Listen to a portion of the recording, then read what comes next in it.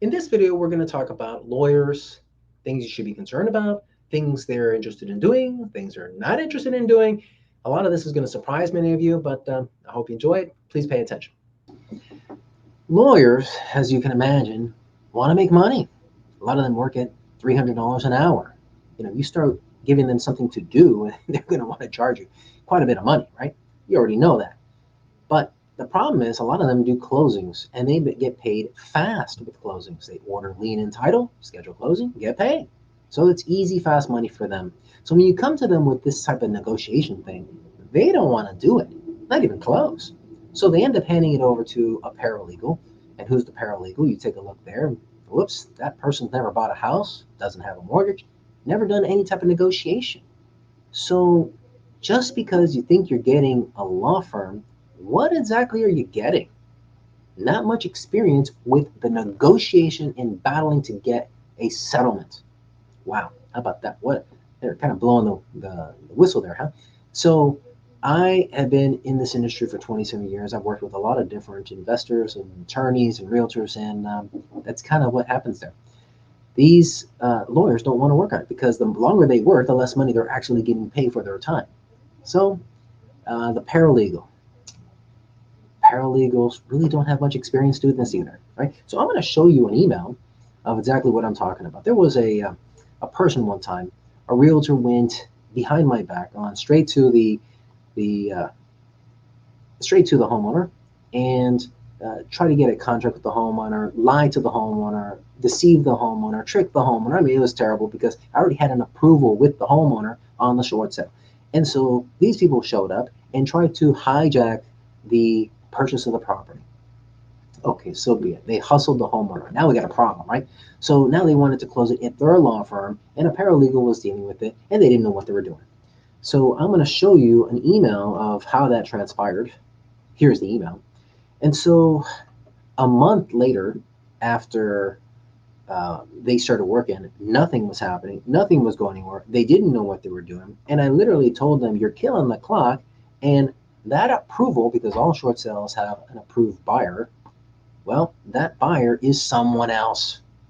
How are you going to close when it's not your buyer? The bank is going to reject the documents and send back the money, and it's not going to happen. Banks review the buyer. They have to approve who the buyer is. Okay, so they had a major problem. After a month, they basically just handed it over to me because they were about to default on the whole thing. The whole thing was going to blow. So they handed it over to me. So la di da, all this talk about they're so experts, they're so this. In the end, they handed it over to me before the whole thing collapsed. And I took over and I actually got it done. Afterwards, I contacted the Realtor Association. I asked them a simple question. The buyer's agent, all they did is circumvent the listing agent, me, and lie to the homeowner, continue to get documents signed without me being able to assist the homeowner and protect the homeowner. And then come time when everything was starting to move, that realtor disappeared.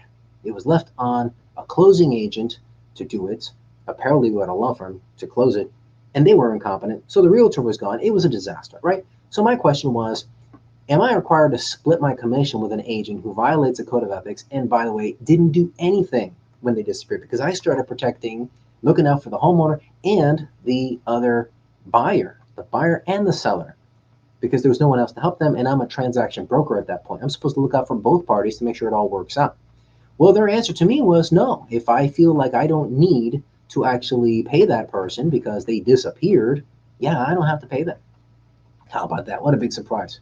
So that was their position. Now, don't take my word for it. Yes, I get into these issues with law firms and paralegals that try to jump into this space and they think they know what they're doing, and very quickly they realize worst thing you do is send me a bad email because I'm going to have to keep correcting you.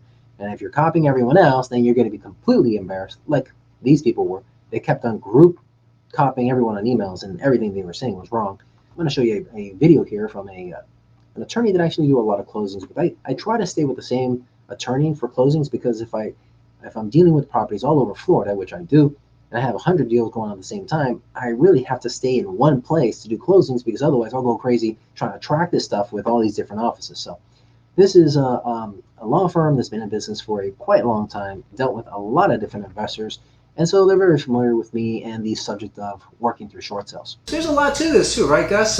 Not just because people want to do a short sale as an investment deal doesn't mean they can actually do it. You actually need the talent and experience to get these things done. And that's something like we avoid. I don't work with other investors on short sales, and the reason for that is that a lot of these deals might seem like a deal at the initial, on the onset of the deal, but in reality they're not. And that's where someone like Nathan really adds value, because he knows what a deal is and he knows how to make it work. And you got a lot of moving parts here. You got lots of investors, and when I mean investors, I mean like the lenders, and not only the lender. You think you're dealing with Chase, but in reality, the owner of that note is someone else. So it's you need to be able to work with a bunch of different investors and know the nuances of different investors. Some investors know that they want, they're going to give you what the BPO is and nothing less. And some investors, you can push a little harder. And that's where you really see the value added is with someone like Nathan, because he's been doing this for so long.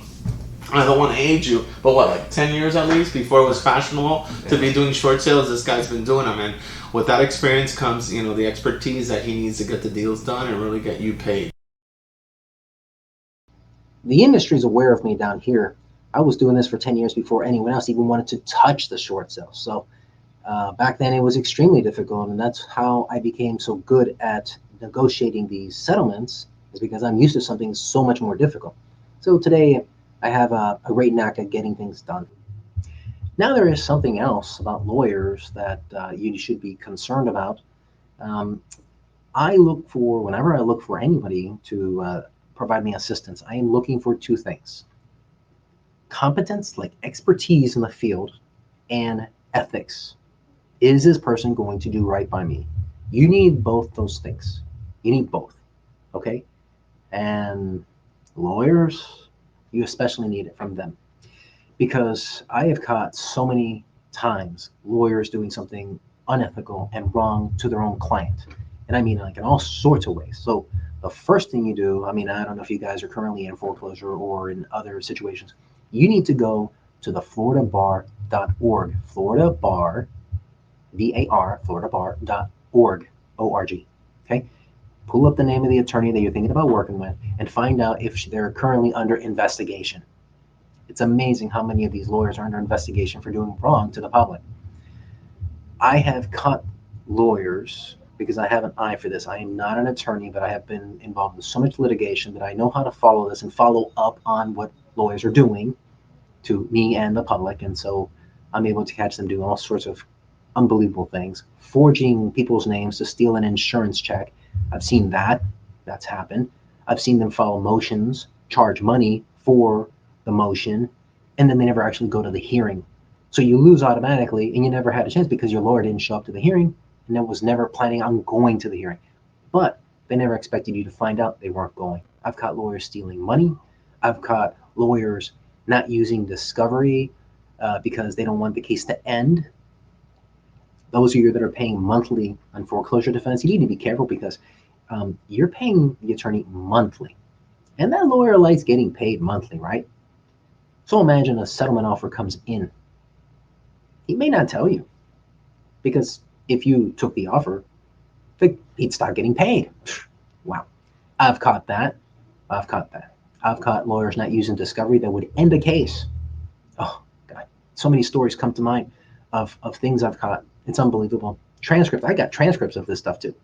Unbelievable. Unbelievable. Oh, geez. Another person called me one day, and I reviewed their situation, and I blew them away when I told them that the judge on the case, after entering a judgment for the plaintiff, the bank, immediately posted a conflict of interest on the case. Didn't tell anybody, entered the judgment against the homeowner, and then filed a conflict of interest notice. Now, here's the kicker. Well, obviously, the judge was in business with the plaintiff. But here's the kicker. The lawyers were copied with that notice, right? But that lawyer for the homeowner did not disclose it to their client. So the homeowner's just sitting there, like, not even realizing what was going on. But from the get-go, that judge was supposed to recuse themselves. They weren't supposed to be on that case at all. And their lawyer didn't even tell them. Why? Because that lawyer has to go to that courthouse and work with that judge on other cases. So he didn't want to rock the boat and have the judge angry with them. Jeez. Yeah, that's how it plays out. And so I literally had to explain, it's like, you're going to have to fire the attorney and then file a pro se motion to recuse the judge and get a court reporter to record everything and document everything. And at that point, when you corner the judge, yeah, okay, they're going to have to recuse themselves. And at that point, you get to vacate the last judgment, the last order entered, which was the judgment.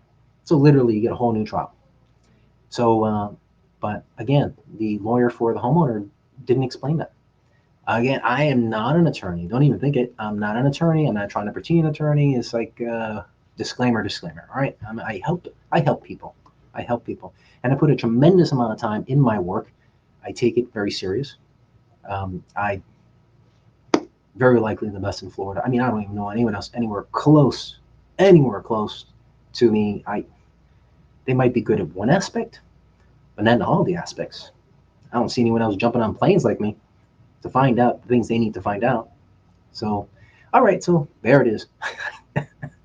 I don't like attorneys. So, yeah, yeah. So be careful which attorney you hire. Make sure they have the talent and the ethics to take care of you. All right? Now that concludes our video on lawyers. The next one is going to be about realtors. We're going to cover a lot of things you guys never even considered when it comes to realtors. So it's a must watch. And for all of you, if you need help, please just give me a call and I'll take care of you. Take care.